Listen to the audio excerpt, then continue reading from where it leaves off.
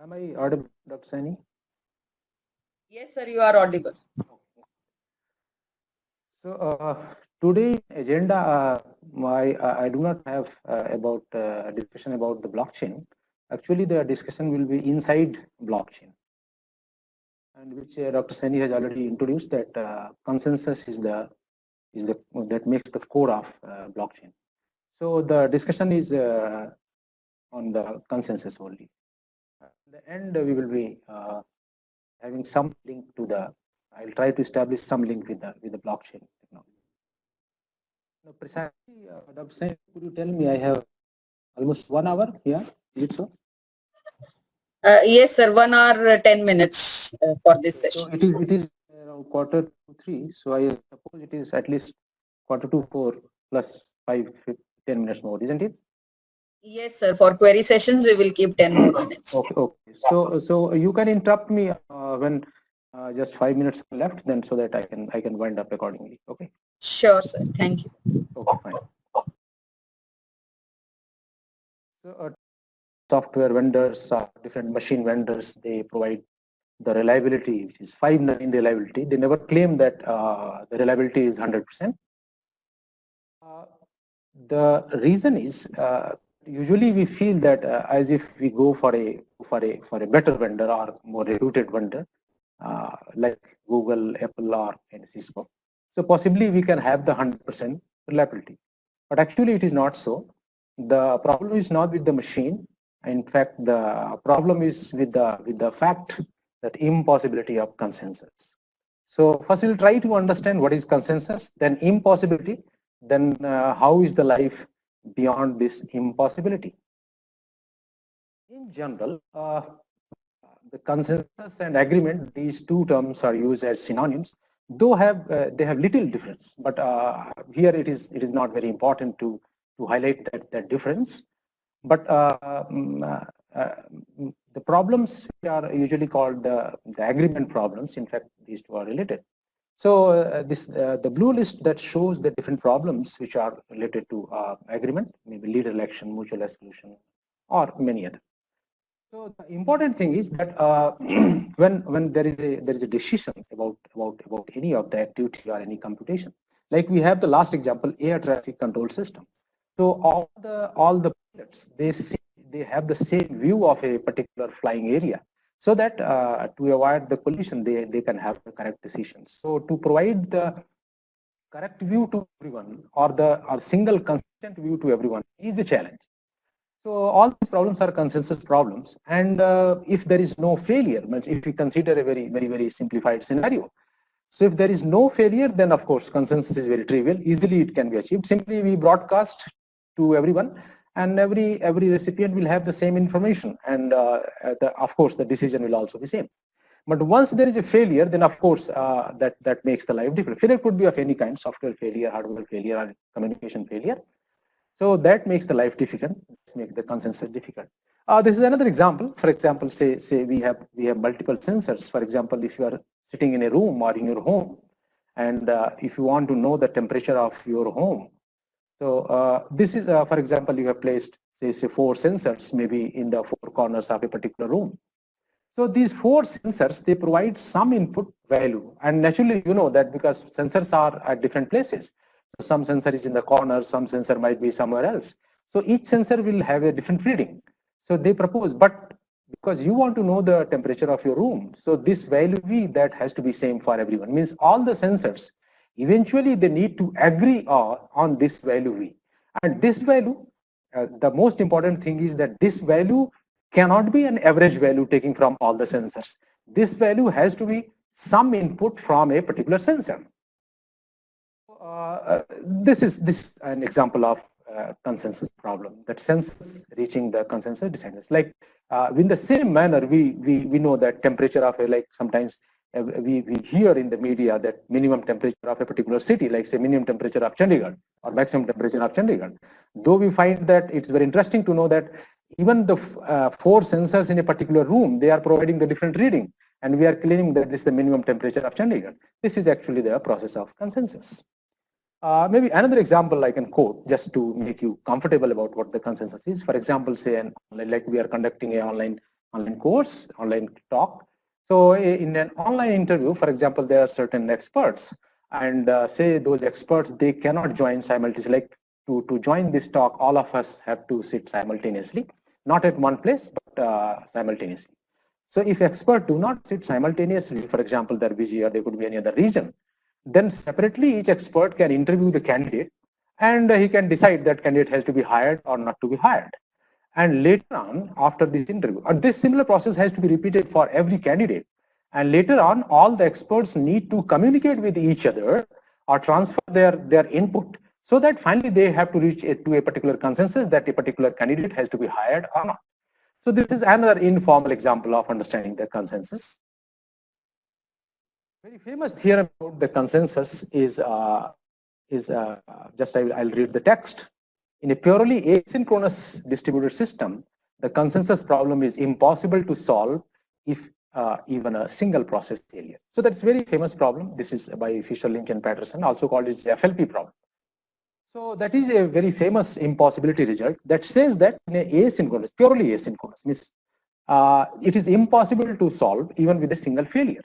So if we talk about, if this theorem is true, then there is no question of fault tolerance. If even in an asynchronous environment, if even single crash cannot be handled, then the question is how to do it and what is the life beyond this theorem. So another implication of this theorem is an impossibility triangle, that because in a distributed computing environment, if fault tolerance is something very essential. So out of three, fault tolerance, agreement, and termination, we can have any two at a time. We cannot have all three. And this agreement represents the safety property in liveness. Later on, we will discuss what is safety and liveness. But out of this, only two. So if we consider, because we are going to talk about the fault tolerance, so if we consider that fault tolerance is indispensable, then of course we have to dispense with either agreement or the termination. So that is another important result. That is an implication of FLP impossibility. Similarly, there is another very famous theorem about shared data systems. It's called the CAP theorem. C stands for consistency, A for availability, and P for partition tolerance. So consistency means every client, every user has a consistent view of a particular data or shared data. Availability means everyone has an access to a machine, and the fault partition tolerance is if some machines have gone faulty, even then the application is running or it continue to be executed. So also out of the three, only two. Eric Brewer, the famous computer scientist, so he gave this theorem that out of these three, only two you can have. Only two means either you can have CA or AP or CP, and of course this zone is prohibited zone. We cannot have all three. An example we can conceive that in a relational database system that satisfies ACID properties. Example is MySQL. So there is strong consistency because we have already seen. So it has strongly consistent. But the NoSQL systems which are used in the Google or other huge databases or in the cloud, so they satisfy eventual consistency. Means every time all replicas or all servers, they are not they don't have the right consistency, but eventually after some time they will have the consistency. So this is another important result. So within these two, means FLP impossibility and CAP theorem, we will try to capture that where there exists a room for consensus. So for we try to understand the system, what kind of systems we have in hand. In an asynchronous environment or in an asynchronous system, there is no bound on any either on the processor speed or on the message communication basically the delay in communication. So there is no control over the system. Means in fact a totally asynchronous system or purely asynchronous is a kind of chaos. It is not actually a system. It does not follow any bounds. But within that, because the life is asynchronous, within that we try to put some bound on the system. Like in a network, we send some message, and we expect that after some time this message will be delivered. For example, this can be done by the experience. Like say you post a book to your friend, and if that book is not delivered within 3 days, so you may assume that the book might be delayed. But if book is not delivered, say even after 1 month, then you will assume that possibly the book is lost in the transit or lost in the post. So that's how we decide. We have some bound, and that bound can be decided with the experience with the system, working with the system. So this is called the partial synchrony assumption. Means we have some assumption about the timing of communication delay or processor speed. So that's how we divide asynchronous, and we can say in one line that a synchronous system is just a special case of asynchronous system. Some example I can say, like say if for consensus, if there is a input vector, for example, say 5 machines or five processors give input 1, 1, 1, then of course the decision must be 1. Similarly, if all are giving input 0, then of course the decision must be 0. So that's a consensus, because the consensus value cannot be a value which is different from all the inputs. It has to be value at least from one of the inputs. However, if the input is like this, some are 1 or some are 0, so then in that case decision could be 0 or 1. So that is one simple binary consensus example. Another example I put, which we have see, that for example, say there is a 5-set tennis match, and at a particular stage during the match, the score is like this 6-3, 6-4, and in favor of A.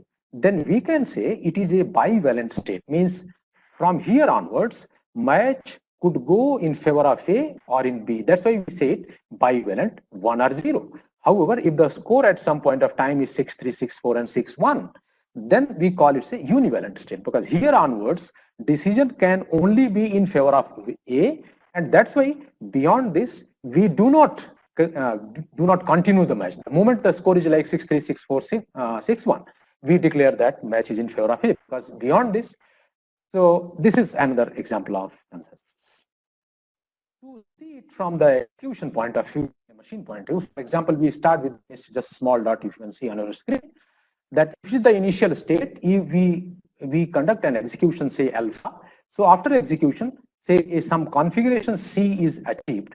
So we say that in this area of the triangle, shaded triangle, we find that out of C, if we consider that this white triangle is the area where decision can be only 1, and black triangle is the area where decision only can be 0. However, there are some shaded area where decision could be 0 or 1. So that's why C is called a bivalent configuration, where we can reach 0 or 1. However, after another execution, say beta, we reach a state or configuration D. There onwards, it is not possible to modify the decision. This is a univalent or one-valent. D is one-valent configuration. Similarly, E is a zero-valent configuration. From there onwards, the decision could be only 0. And 0 and 1, if you think of especially in the terms of transaction processing, it could be commit or abort. So the question is, what kind of failures we are faced, because actually we are trying to build a fault-tolerant system. Rather, we are trying to achieve consensus in a fault-tolerant system. Then what kind of failure we are faced with? So failure, they are categorized into 2, and this is all because one is called the fail stop and the Byzantine. So Byzantine is basically the arbitrary failure, where any kind of failure that can happen. Here also we do not have any assumption about the failure, and out of that, if we have some control over the failure, then it is a fail stop. So fail stop it is also called the fail silent failure. Means machines, once it fails, afterwards it doesn't do any activity, it doesn't provide any input, it doesn't act, doesn't execute any command. So that is called the fail stop. Fail silent also means once it has failed, it will be silent. But however, in the Byzantine, a machine can be sometimes is working correctly, sometimes it is not working correctly, sometimes giving the correct result, sometimes incorrect result, sometimes arbitrary result. So we say it is a Byzantine failure. So fail stop is that's why it's a very simplified form. It is called very simplified failure, or also in terminology of distributed computing, it is called a benign failure. And however, the Byzantine is called the malign failure, because we're a very nice kind of failure. Like being a faculty, say if we are in a class, so we find some of the students who are not interested in my lecture, or who are tired enough. So sometimes in the last bench they are sleeping. So sleeping means I like them because they don't disturb me. Once they are sleeping, they are not disturbing. However, some students, sometimes they create some nuisance, and sometimes they are very sincere also. but that is the Byzantine behavior. So just try to understand this in the environment. So these kind of the failures we are faced with. So if you consider the simplified scenario of a crash failure, this is also called the crash failure. Crash means once machine has failed, then afterwards it doesn't do anything. So it is very simple. Flood set is a very common algorithm. You might have heard about it, but just to have a quick recap of this, that here every process has some input, and each one will broadcast in input to all others. So eventually everyone will have the same set of inputs, and after that it can decide. For example, say you have a scenario where there are 100 banks, 100 banks are connected to a particular network, and if you want to know which bank has the minimum balance, then using this flood set algorithm, the balance of each bank will share its balance to other banks, and eventually all the banks will have the balance of every individual bank. So from that set, it can find the minimum balance. So that's why every bank will be able to know that which bank has got the minimum balance. Similarly, you are trying to find a minimum number or maximum number, anything. So it's a flood set algorithm. So that is for crash. Means if a machine has failed, then of course it doesn't do anything. Here, if we have an algorithm, the question is how we declare that algorithm is correct or incorrect. So for that, there are two famous properties. One is the safety, another one is the liveness. So safety means nothing bad ever happens. Means machine does not perform any wrong action. That is called the safety. And liveness means eventually means now or sometimes in future, it should perform the correct. So it means nothing bad should happen, but at the same time, you cannot do nothing at all the time. Sometimes you need to do something good. So that's why for any algorithm, if it is not doing something wrong, that's fine, but eventually it should do something good also. So that is called the safety and liveness. So if you have an algorithm, propose an algorithm, we need to prove that whether safety and liveness properties are satisfied. These properties, safety and liveness, mapped with the consensus problem. So in the consensus problem, safety and liveness is translated into three problems. That is termination, agreement, and validity. So this is all about the safety and liveness together. Like a termination means eventually every process must decide. If you are like we have seen that the tennis match example or sensor example, means eventually every match should be decided that in favor of someone. So that's how termination means they should terminate. And once it is decided, it cannot be changed. Like once you declare that player A has won the match, then you cannot change this decision. So that's how termination. Second one is the agreement, means all must agree that this is the decision. Means if you say that match is in favor of A, then everyone should say it is in the favor of A.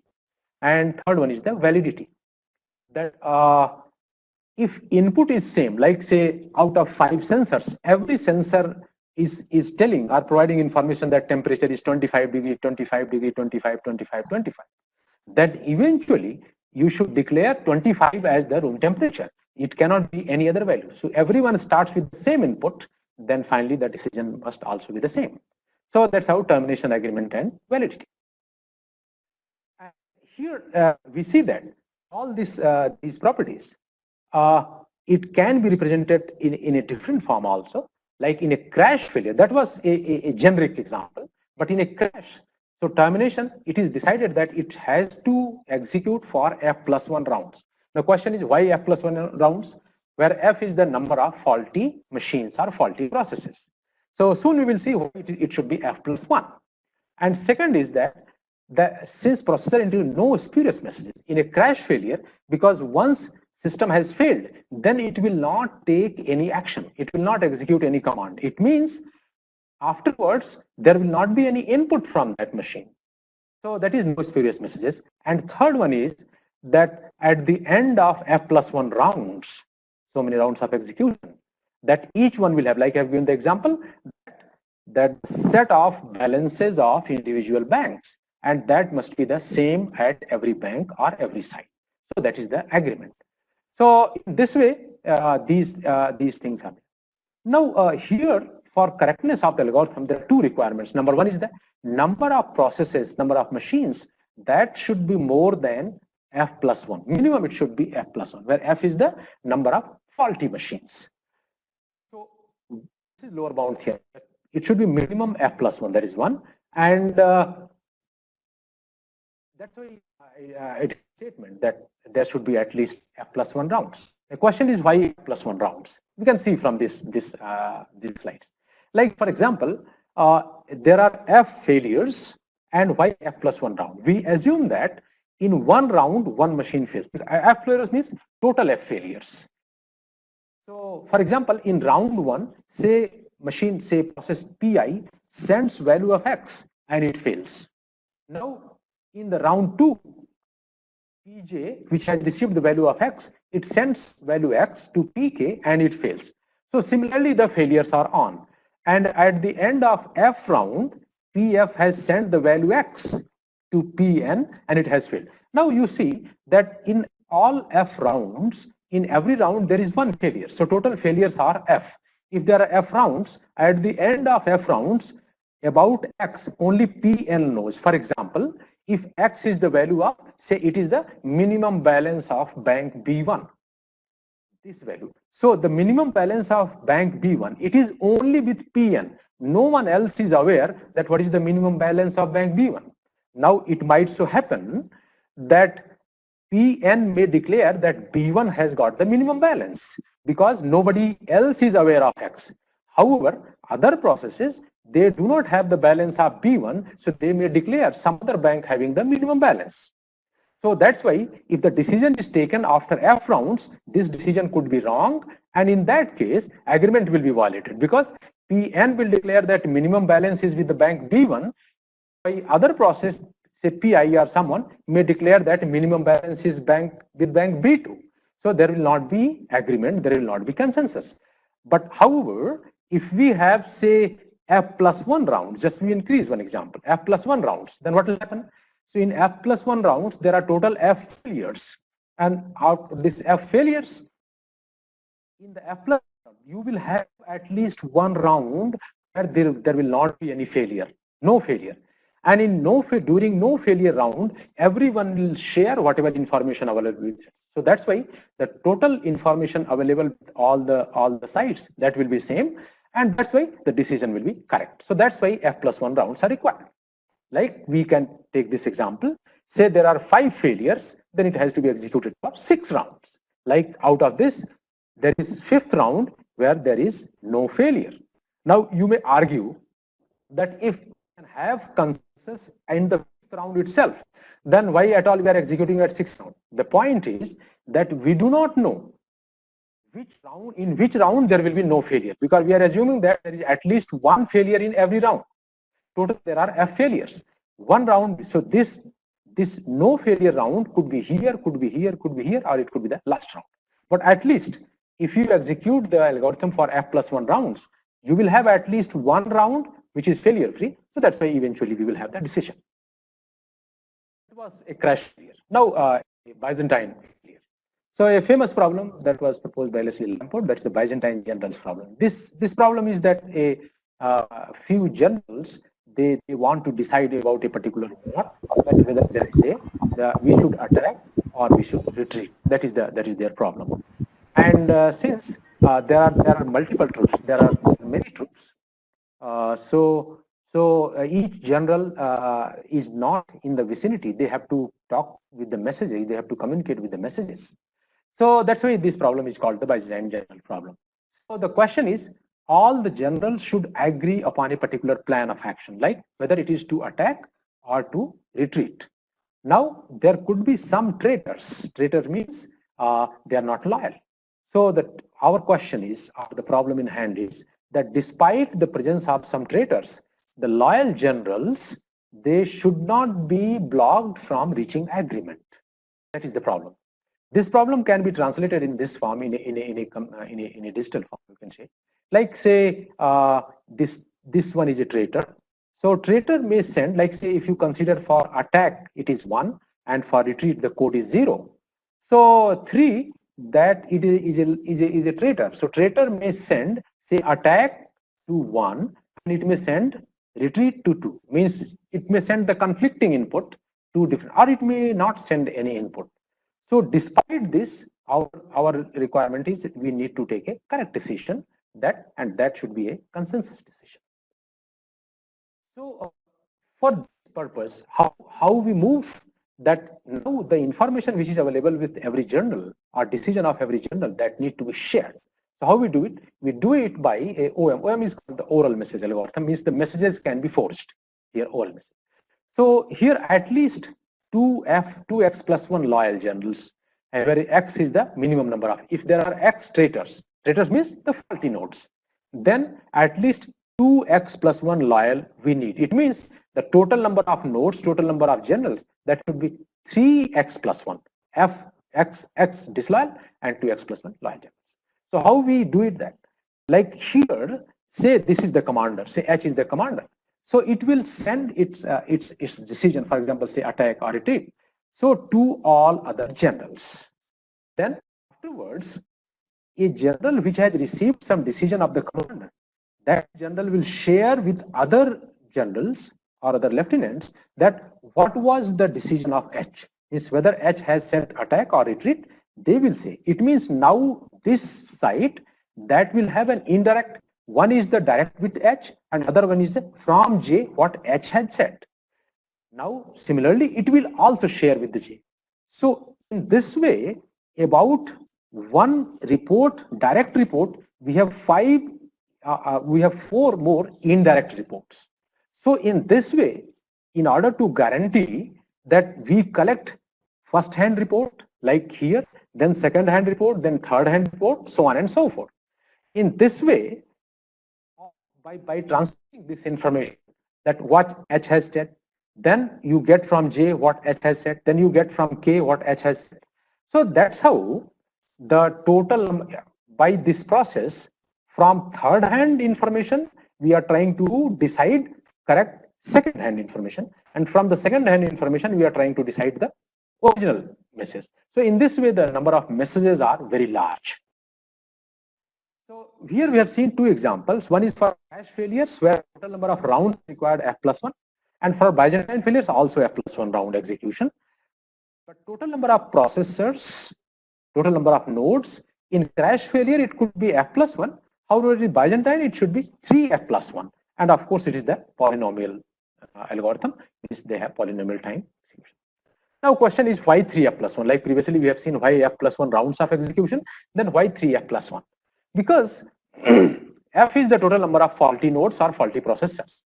So failure could be of two types. Number one, that if a faulty process is not sending any message, or it may be sending incorrect message like a Byzantine message.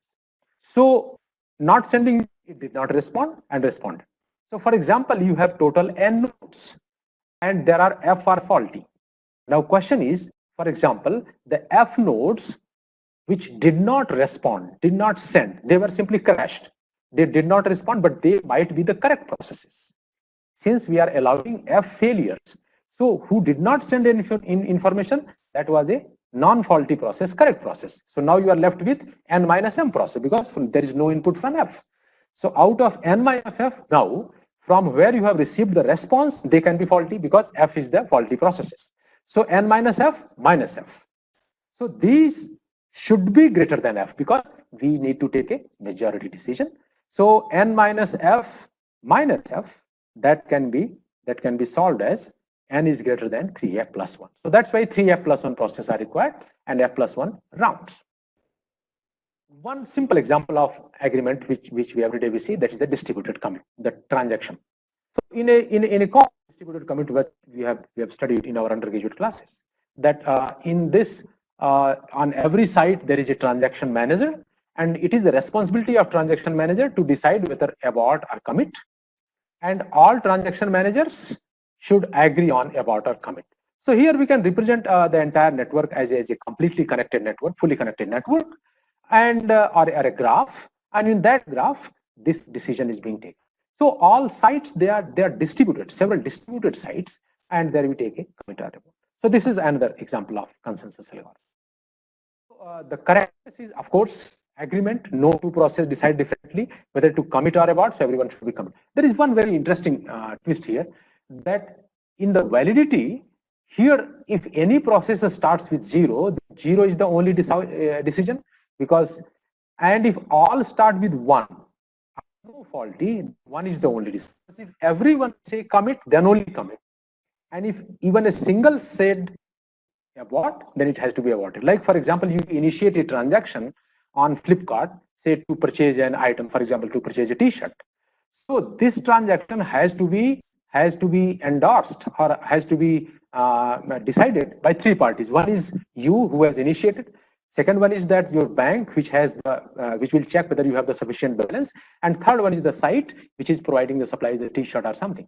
So once unit, if everyone agrees, for example, the T-shirt is costing, say, for example, 1,000 rupees. So initially, it will check that whether you have sufficient balance in your whether you have sufficient balance in your account. If it is more than at least 1,000 rupees, then bank will say yes. Similarly, if the T-shirt of particular type which you want, say particular, say 42, so or particular color brand, it is available, then Flipkart will say yes. And afterwards, you allow, okay, go ahead, means the money can be deducted. And so if anyone says no, for example, the particular brand of T-shirt is not available, then of course this transaction will not. So that's the difference between a general consensus and a distributed commit. So this is a kind of asymmetry.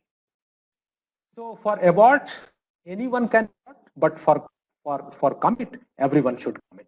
So that is the distributed commit. Termination, here we see that because transaction managers are used, so if there is no failure, it is all right. But you may assume a scenario where a failure has occurred, then this here it will be blocked, because at one side you have sent some message and afterwards there was no decision, so that will be blocked. So that's why a two-phase commit is not successful. So that's why we use a three-phase commit, which provides this talk. So another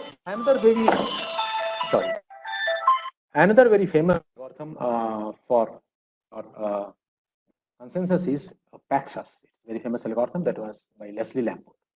Here, this is working in a reliable environment, and means the asynchronous environment, unreliable machines, multiple machines posting different. So this algorithm is a quorum-based algorithm. Quorum means like we have a quorum on a particular, it's like say in a parliament or in a house, the decision will be in favor of the majority. For example, so there are 100 people, 100 members of that house. Then what 51 decide, the rest 49 need to follow that. So that's how we have majority. So if there are F faulty processes, then 2F plus 1 node in the system. After that is requirement, and they guarantee progress. This is the setting of this Paxos algorithm. The question is how it works. In Paxos, different nodes are assigned a different terminology, or kind of a role of nodes. Like client, you understand, who issues a request. A proposer, which proposes some value like in the binary consensus, it was 0, 1 or any other value. Acceptor is a node which can decide that whether a particular value must be chosen or not chosen. Learner is a node which does take decision, but decision will be conveyed to that node. And leader is a special node. Why leader is required, that we'll see later on. But for the timing and role of these nodes, it's not a fixed. Their role may change. So it means how a value will be chosen. So if there is, the question is, if there is a single acceptor means who decides whether value will be chosen. If there is a single acceptor, then it is very simple, straightforward, and of course, but it will not be fault tolerant, because a single node that may fail anytime.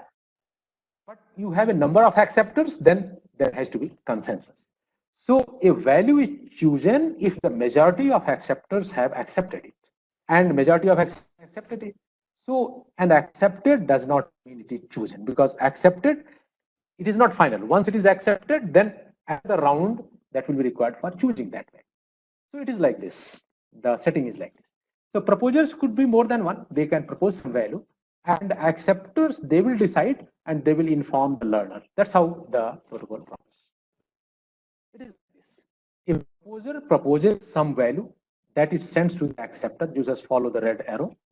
Acceptors will promise that we will not accept any proposal which has number less than n. For example, proposer has proposed n. N is 5, for example. So acceptors will promise that we will not accept any proposal whose value is less than 5. That is a promise.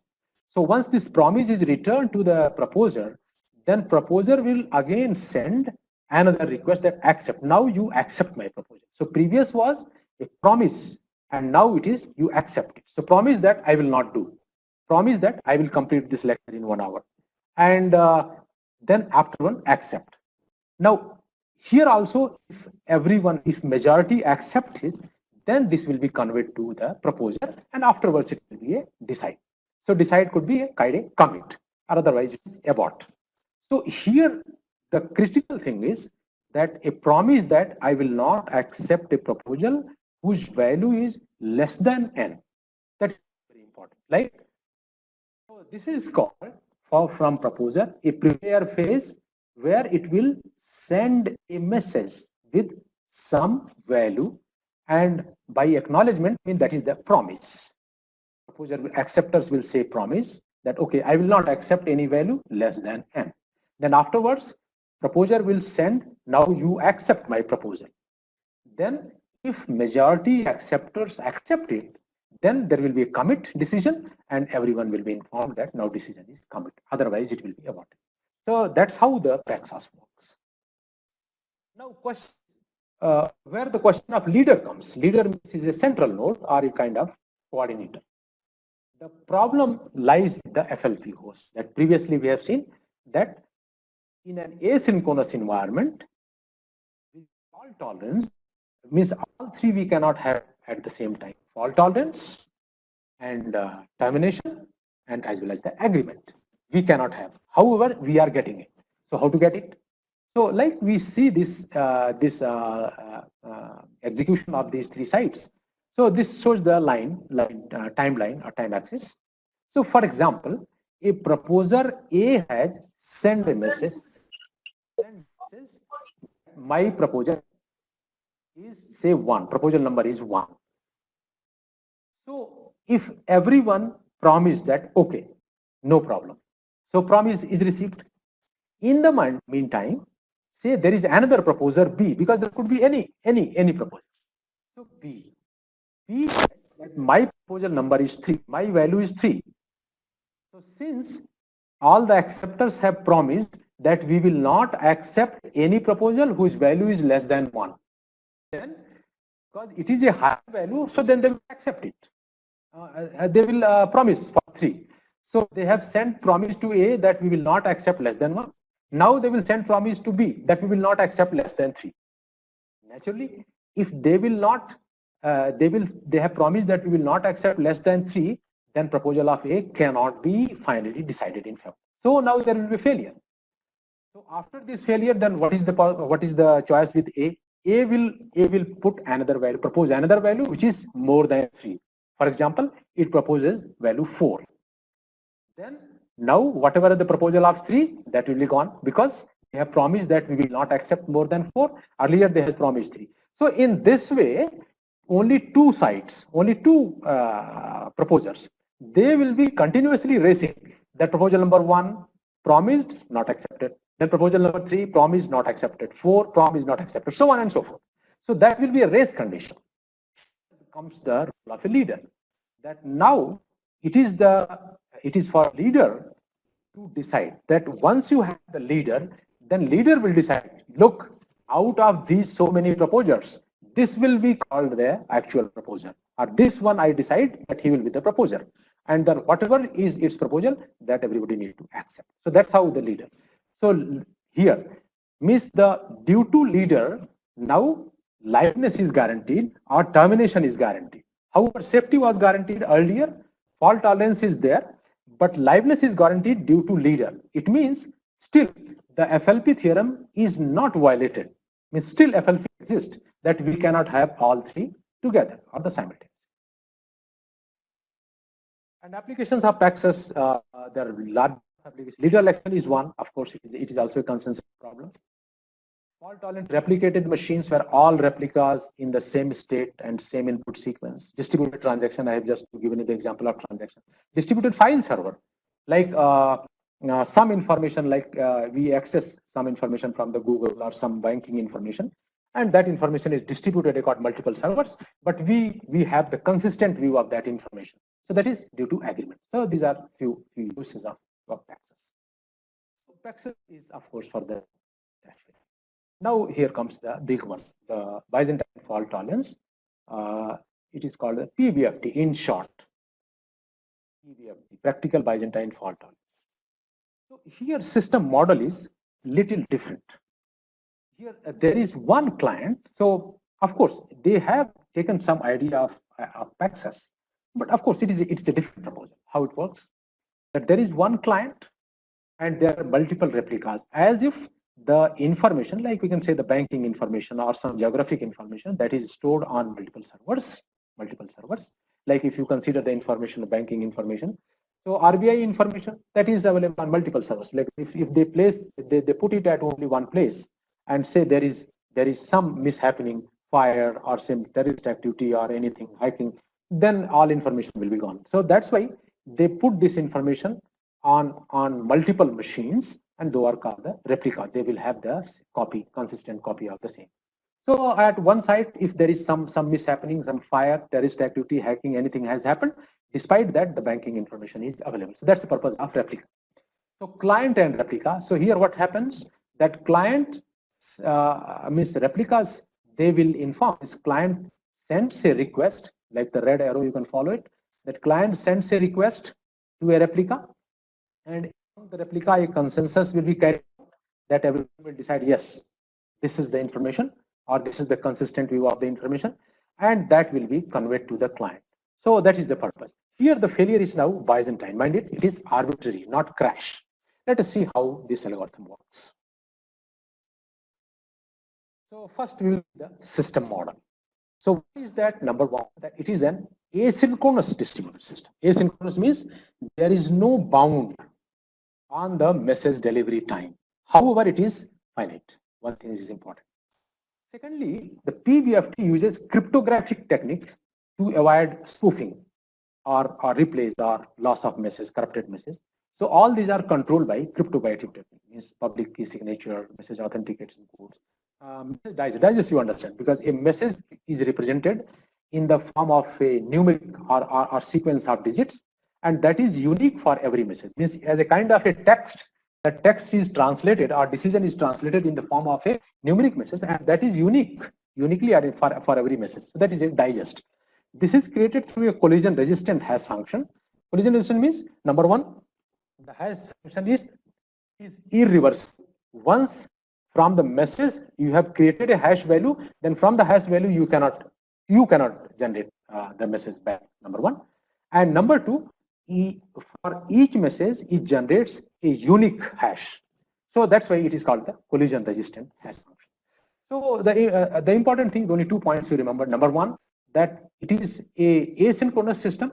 It can delay, duplicate, or deliver messages out of order. And number two, that messages are the spoofing, replay, failure, etc. that is controlled by these cryptographic solutions. We will not go in detail. We might be in some other lecture you will be discussing that. Okay. Now the adversary model. How the traitor or how the adversary will behave. The faulty node, how it can behave. What it can do. What damage it can do. Can coordinate faulty replicas. It can capture 2-3 replicas and try to manipulate them. Number two, it can delay correct nodes, but not indefinitely. Delay means excessively slow, like some network or line has become excessively slow. But of course, it is bounded. Cannot subvert, as we have already seen that cryptographic methods they have been used. So it is assumed. So that we see that in PBFT, again, the FLP is honored. That still exists. Means you cannot have all three together. That means agreement and termination as well as the failure. So or cap also for that case. Means consistency, availability, and the partial. So all three you can add. That's why we are using cryptographic technique to avoid FLP. Now the kind of service it provides, safety, that you understand that something wrong should never happen. Fault tolerance is of course that utmost required that we want to do. So it tolerates F faulty, and total 3 F+1 nodes are required, that we have already seen that why 3 F+1 should be there. Now it minus F, because F is the faulty, so 2 F+1 is left. Out of 3 F+1, F is the faulty, so 2 F+1 are left. So 2 F+1, still it is a majority. So that's why If all 2f plus 1 are good, no problem. But if out of them, if f are faulty, then again we have the f plus 1 a majority. So that is to ensure safety. And third one is the liveness. So you may argue that if you are ensuring safety, fault tolerance as well as liveness, then where is the FLP? Of course, it is still. Yeah, anybody has some question? Hello.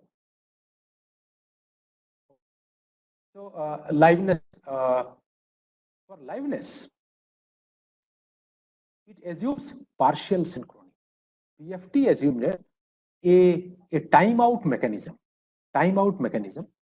and to ensure the liveness. So here also, that since we assume a timeout, so that's why. Otherwise, you would have argued that FLP impossibility. So a strategy is that primary runs the protocol, and round by round it is execution, and here replicas keep vigil on the primary, because primary can also be faulty.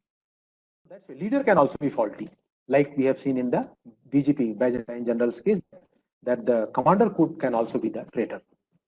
So if primary is faulty, then the primary will be changed, and that is called view change. View means a particular configuration of primary replicas, which under execution of a particular primary, that is called a view of execution. And if primary is found faulty, then we will change the view. That's why we call it the view change. View change means the changing the primary, changing the leader. So key difference is replica might be faulty. So that's why the inventors of this protocol, means Castro and Liskov, they introduce a pre-prepare phase. In Paxos, we have seen a prepare and then commit. Here pre-prepare. Now question is how it pre-prepare works. That client sends request to primary in normal case, then primary sends pre-prepare message to all.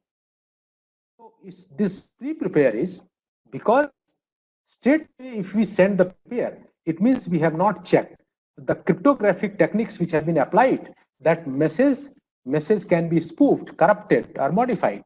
So through cryptographic it has been protected. So during pre-prepare phase, actually we check the correctness of the message. If it is correct, then only it go beyond that. So that's instead of straight away prepare, it will first go to a pre-prepare phase. Pre-prepare phase, replica checks the pre-prepare, means if it is correct, then send pre-prepare message to all. Pre-prepare message to all. And then replicas wait for 2f plus 1 matching prepares. If 2f plus 1 matching prepares, then it will send commit to all. Then if 2f plus 1 matching commits, then it will execute and send result. Afterwards, if the client accepts results, if f plus 1 identical replicas are required. So identical replies are there. So this is the sequence how the BFT works. So it's basically a three-phase protocol. And pre-prepare plus prepare, they guarantee the ordering of the request, the total order. Total order means order will be in the, because every request is assigned a unique sequence number, just like a student is assigned unique roll number in the class. So from that roll number can be accessed, like sometimes we are assigned a unique number for our account or something.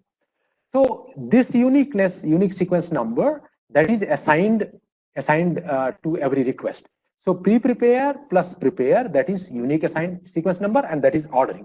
And afterwards, once this is ordered, then this is a consistent across all the views. Means even if the primary is found faulty and primary is changed, even then this will be a consistent order. So you understand the view. View means corresponding to a particular primary. So everyone, R is the total number of replica, it is 3f plus 1. So V mod R, so it is 3f plus 1 means it is 0 to 3f. Means primary, any node can be primary up to 0 to 3f. So the sequence will be request, pre-prepare, prepare, commit, and reply. So if you see an execution like this, that initially client will send request to all replicas and primary. Once this request is received, then a pre-prepare message, means primary will send pre-prepare to all the replicas, and replica will wait for 2f plus 1 prepare messages. Once it is, you can see this 2f plus 1, everyone gets 3. Then it will send commit, and commit is again 2f plus 1 commit. So each one will wait for 2f plus 1 commit.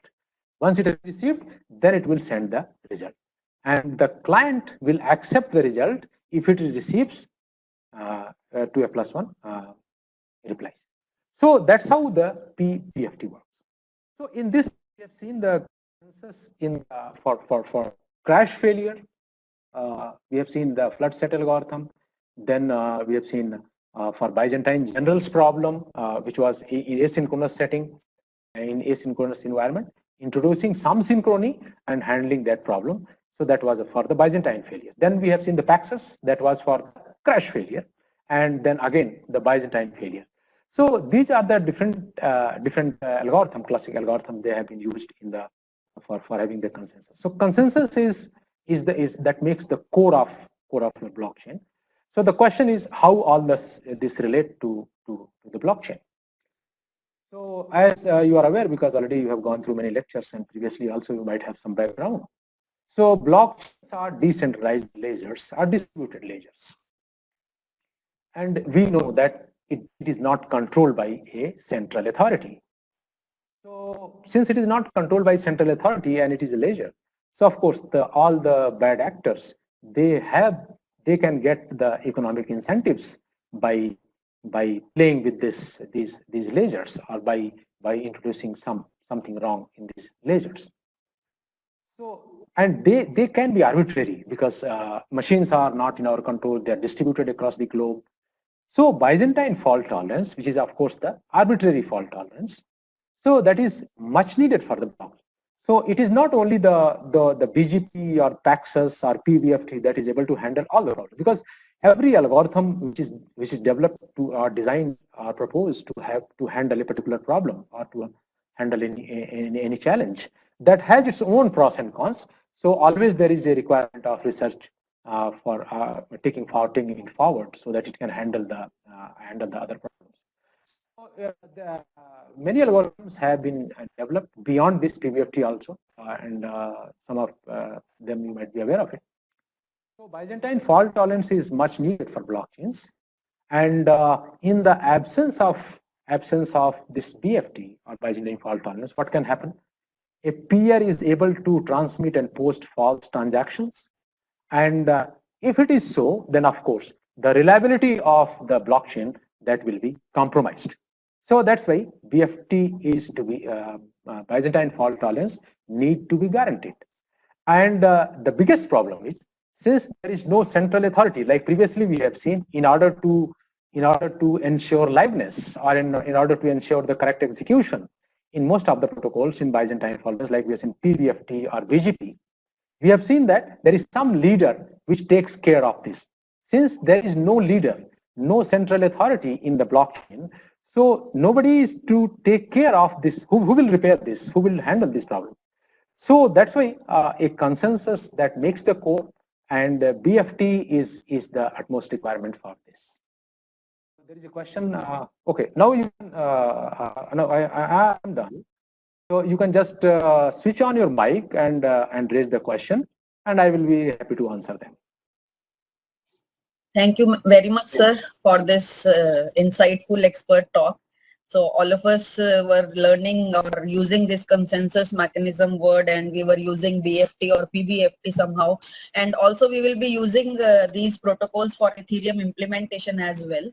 So now we have a good insight how these algorithms at the backend actually work, and why fault tolerance is an important concern when it comes to validation of blocks on a blockchain. So PBFT very specifically, out of many consensus protocols which have been defined in literature for blockchain. So PBFT has come up as one of the promising consensus protocol which is frequently used by the permissioned blockchains. We have Hyperledger, we have Stellar, we have Ripple. These are blockchain platforms which are using PBFT consensus because it requires less effort, first of all, and majorly the benefit is that it comes at the cost of anonymity on the system. So this PBFT consensus is a promising consensus which is used by many platforms on permissioned blockchains, and this is where all of us were able to know how PBFT actually works and what are the intricacies. And we should all know that consensus is not just running by the name of the algorithm.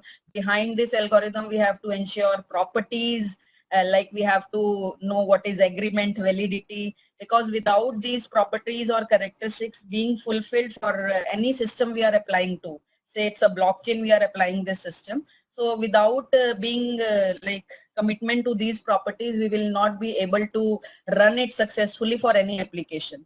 So this way consensus has come as a wonderful session from your side.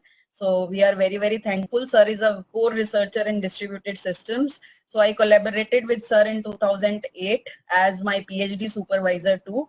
So I wanted to announce in the beginning, but I will take this opportunity again to tell the participants. So I did PhD under sir from 2008 to 2011. So we did on distributed transactions where we handled proactive detection of faulty nodes in transaction processing. So this was the work we had collaborated upon. Thank you so much, sir. Now we are open to queries. So we'll be happy to learn some, know some queries from your side. Or you can type as well. You can just switch on your mic. It is better. Yes, sir. So I'm getting some thanks, but that is not enough. But I'm expecting some questions. At least few questions. If the number of node are more in the network, just could you switch on your mic and tell, because I'm not able to clearly read it. Is Prashant sir, could you ask your question? What you want to ask? Okay, sir. Which situation we have to apply for the Byzantine fault tolerance and Paxos algorithm, sir? Actually, Paxos is not for Byzantine fault tolerance. Paxos is for crash failure, and Byzantine is arbitrary. Means PBFT, as Dr. Saini has told, that PBFT is for Byzantine fault tolerance, and BGP, Byzantine General Solution, that is for the Byzantine failure, arbitrary failure. But Paxos and floodset, they are for the crash failures. Crash means once machine has stopped working, then it will not respond. That's how. Any other question? Am I clear?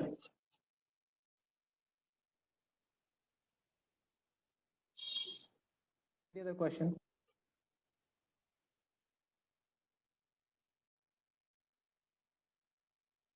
No, hopefully it is done.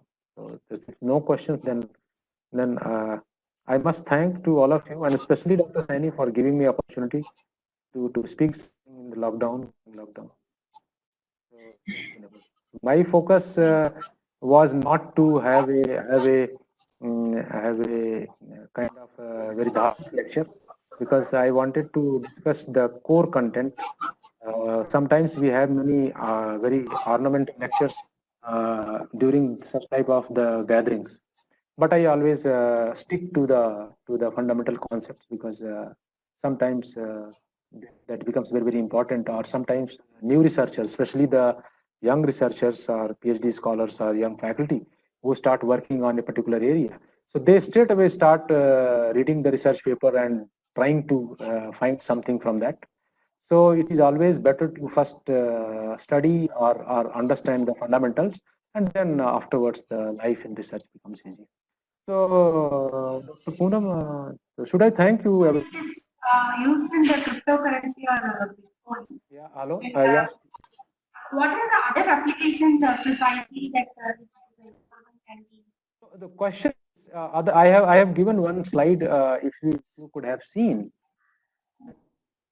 because if you say other application, means wheresoever, not necessarily I'm not pinpointing the application.